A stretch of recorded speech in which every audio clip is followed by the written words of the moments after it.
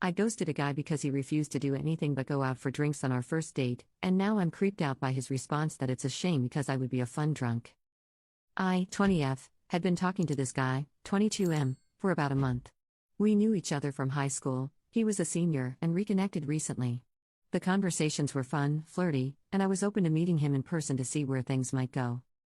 When we started planning a first date, he kept suggesting we go to a bar and get drinks. I personally don't feel super comfortable drinking with someone I haven't met properly yet, especially on a first date. That kind of setting, especially as a woman, can feel a little unsafe or just not ideal unless I already know/trust the person. So I subtly tried to suggest alternatives like coffee or lunch, hoping he'd take the hint. But every time, he pushed for drinks again. It wasn't aggressive or anything, but it felt dismissive of my comfort. After a few back and forths like this, I ended up just losing interest and stopped replying. Now I'm wondering, was that unfair of me? Should I have been more direct instead of ghosting him? Or was I right to just dip if I wasn't feeling respected or unsure? I made up an excuse as to why I could not meet him, family commitment, when he just wouldn't budge on the drinks idea. Commenter: You should have said I'm not comfortable going for drinks yet, but I'd love to grab coffee sometime. Be more direct. Commenter 2: You made the right call. The guy ignored your discomfort and kept pushing you to get drinks. Why is he fixated on getting you tipsy? I would have ghosted him too because his intentions feel sketchy and because he knew that you didn't want to get drinks, yet he kept trying to steamroll you to get his own way. Maybe he's a drunk and maybe he's a perv. Either way, he's not a good choice. Well done, you. Update.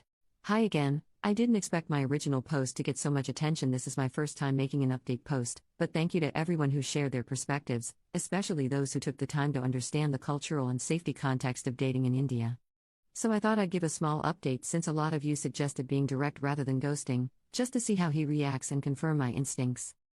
To clarify, I had actually cancelled our earlier plan by giving the excuse of family commitments because I was already feeling weird about the drinks thing, not just straight up stop replying like some comments thought.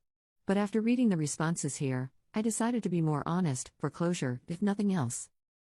So when he called, I said something like, "We can try to meet next weekend if you're still up for it, but I'd really prefer not to go for drinks." I even suggested some of my favorite coffee spots as response.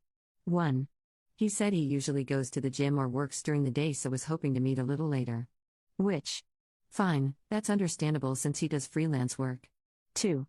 But then he followed it up with, "But I bet you'd be very fun drunk." Yeah.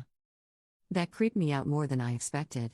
Not only did it dismiss what I just said again, it also gave off the exact vibe I was trying to avoid, like the main appeal of the date was how I behave after drinking.